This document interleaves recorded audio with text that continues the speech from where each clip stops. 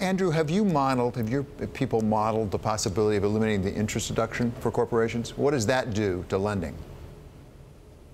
So I think I agree with the previous speaker. If you look at last time this happened, really the big impact was in terms of equity buybacks, share buybacks. So we would anticipate that to be the key aspect here. I would not see this having significant impacts in terms of business lending. The bigger impact in terms of share buybacks.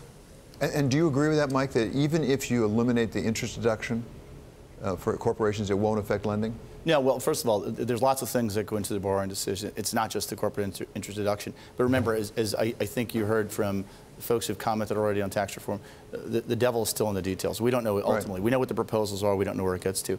There is a couple elements, though, which I think are important about the issue about tax reform, which is probably underappreciated.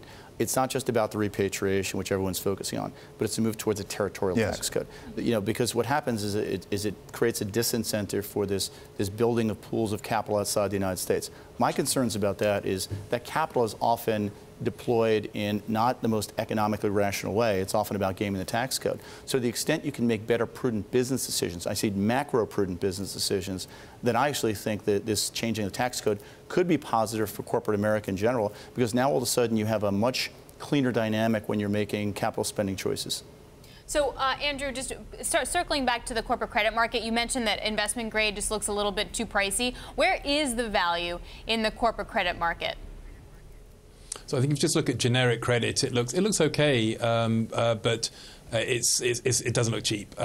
So you need to go name by name and look for the good opportunities. You need to go global and look for the good opportunities. Where we tend to find value is in structured product rather than generic cash credit. So slightly more complicated structures, but where we think you can get paid a little bit more for the liquidity premium, the complexity premium there. So non-agency mortgages in the US would be one example, and then some of the global structured products as well.